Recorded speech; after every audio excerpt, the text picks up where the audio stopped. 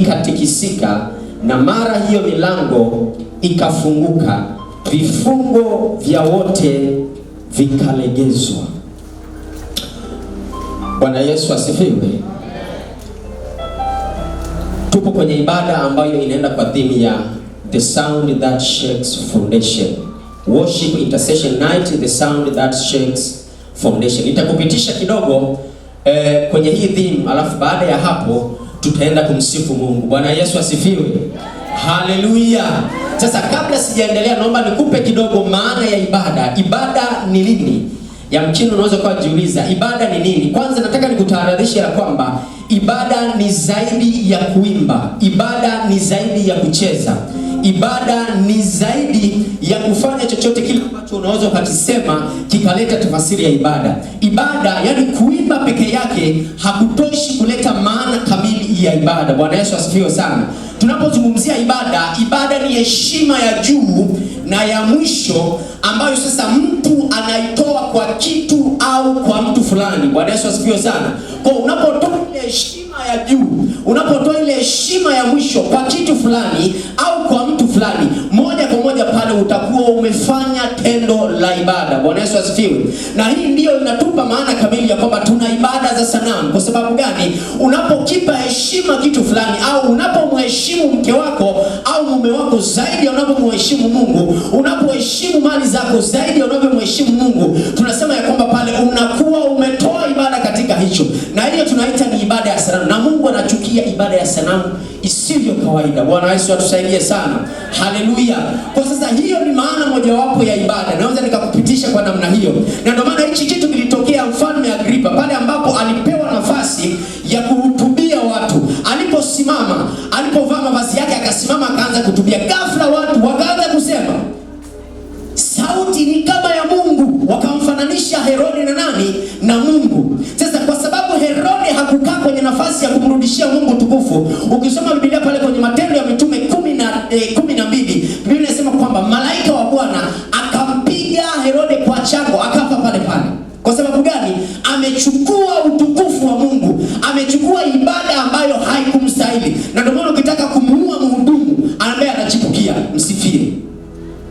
Hana kifua cha kurudisha utukufu kwa nani? Kwa Mungu. Bwana Yesu asifiwe sana. Kwa ukitaka kujijengea mazingira mazuri ya wewe kumfanyia Mungu ibada, hebu jenga kumrudishia yeye utukufu. Haleluya.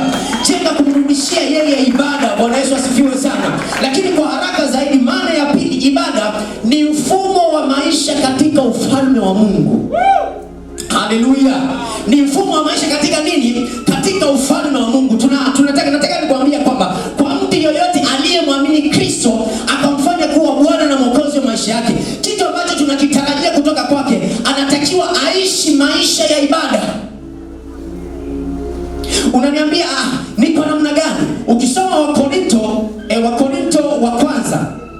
Ukisoma Wakorinto wa kwanza pale, Wakorinto wa kwanza, nitasoma kwa haraka. Wakorinto wa kwanza mlango wa 10 mstari wa 31, Biblia inasema ya kwamba basi mlapo au mnywapo au mtendapo neno lolote lile, fanyeni yote kwa utukufu wa nani? Kwa utukufu wa Mungu. Nataka nikwambie, unajua watu wako tumezoea kusema hakuna ni ibada, lakini sio kula tu. Chochote unachokifanya kinatakiwa kimpe Yesu Kristo ibada yake. Kinatakiwa kimpe Yesu Kristo utukufu wake.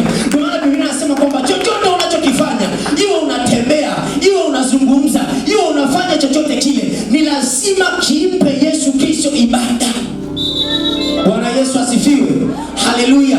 Kwa tunaporudi kwenye concept ya kumwabudu Mungu, tunaposema kumwabudu Mungu, nimesema ni zaidi ya kuimba. Bwana Yesu asifiwe sana. Ni zaidi ya kufanyaje? Ni zaidi ya kuimba.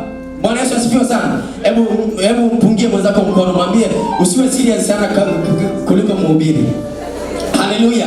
Nina dakika chache najaribu kukimbizana nazo. Bwana Yesu asifiwe sana. Haleluya. Kwa nimesema kumwabudu Mungu. Yaani tunaposema kumwabudu Mungu, tunaposema kumwabudu Mungu ni kiwango cha juu sana cha kumsifu Mungu. Utanielewa baadaye. Naomba nirudi kwenye context ambazo nimeisoma. Ya kwamba tunaona pale tumesoma maandiko, Biblia inasema kwamba baada ya kuwapiga sana Paulo na Sila, Biblia inaeleza wazi ya kwamba wakawatupa gerezani. Bwana Yesu asifiwe sana. Wakawatupa wapi? Wakawatupa gerezani. Lakini nataka nikukumbushe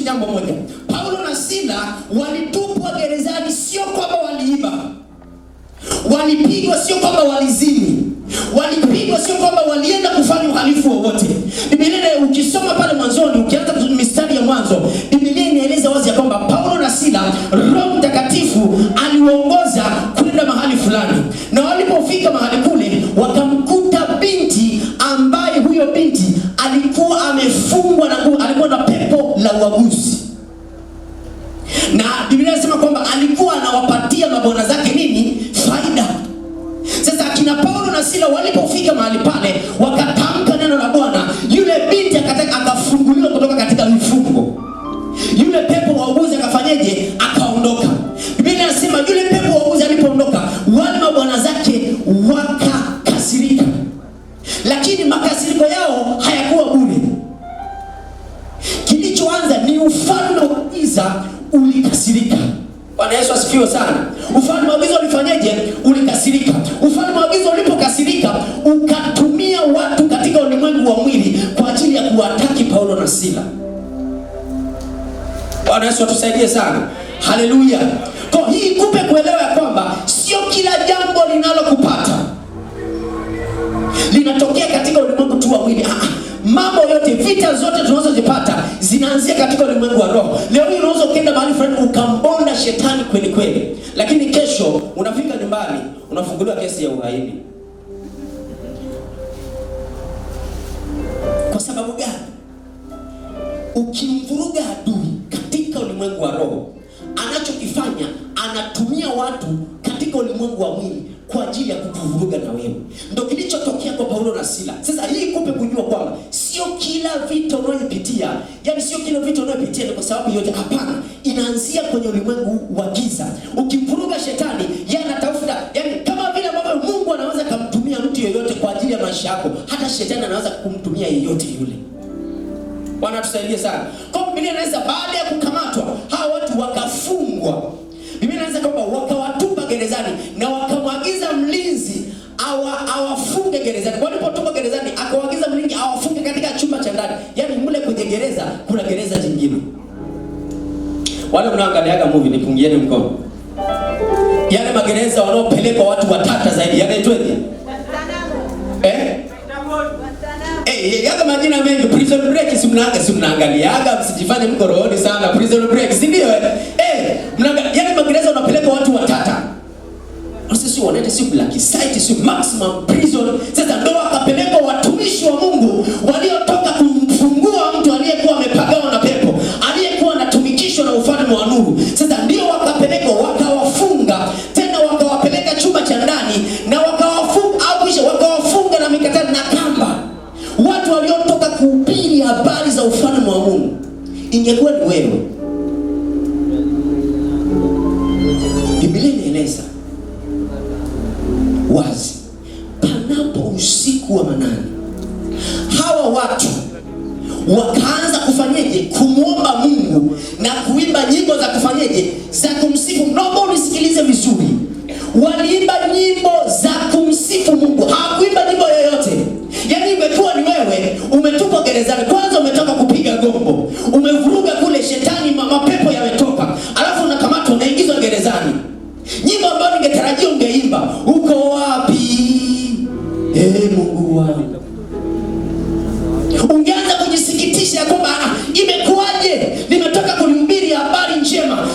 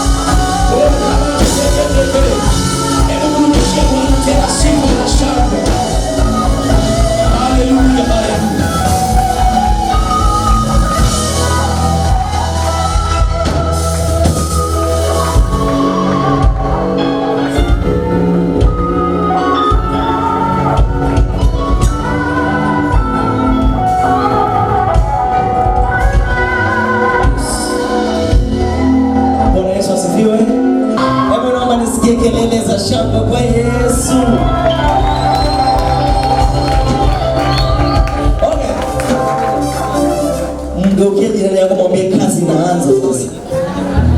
Mwambie kazi inaanza sasa. Okay. Nataka nikufundishe wimbo hapo baada hapo tuondoke. Mwambie nikufundisha mtu fanyaje? Tuondoke. Tuende wapi tuondoke? Tuondoke, tuondoke. Mwambie rafiki yako tuondoke, tuondoke, tuondoke. Tuondoke, tuondoke.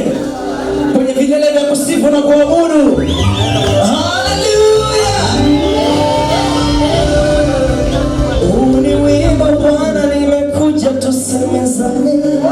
Wangapi unajua this song? Wangapi unafahamu? Naweza mkaitikia right? Mimi na wewe, wewe na mimi. Alaka. Kwenye chumba cha siri tuzungumze.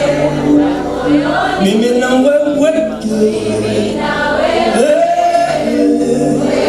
na mimi. Kwenye chumba cha siri.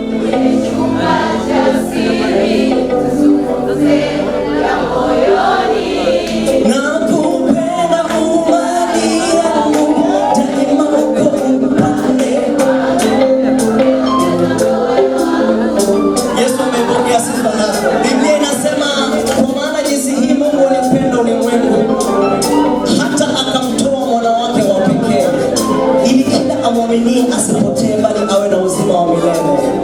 Wangapi wanampenda Yesu? Mwambie Yesu nakupenda. I love you Lord. With my heart. Ulimwengu Bwana nimekuja tusemezane. Ulimwengu Bwana nimekuja tusemezane.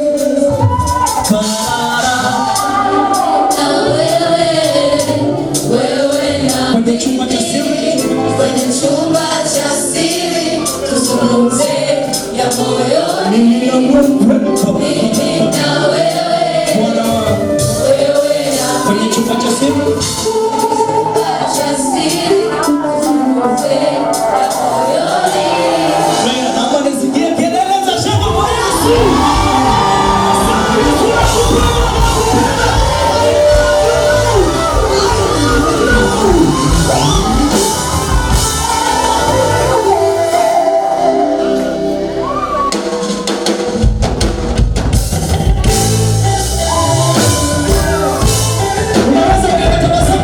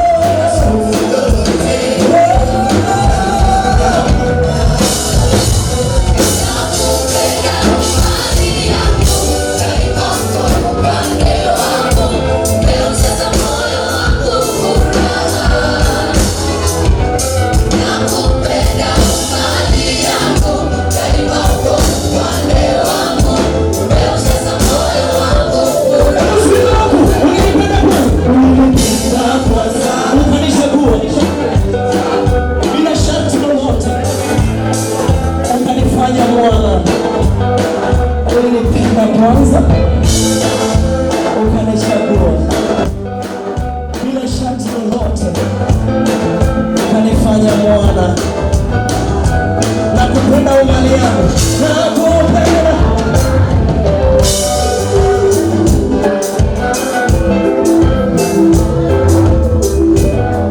Nakupenda umali yangu.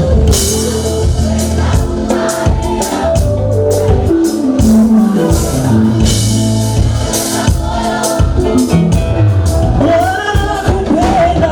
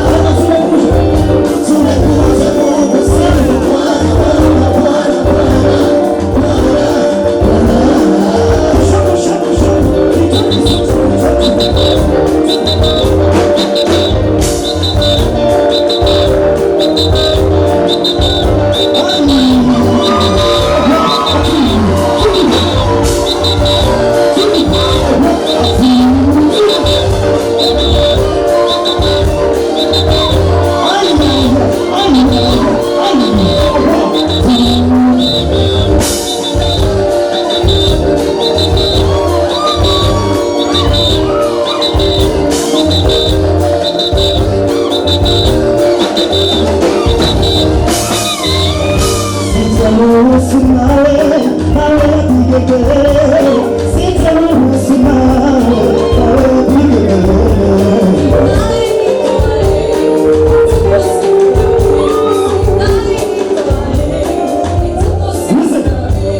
Sitaruhusu mawe yapige kelele, sitaruhusu mawe yapige kelele.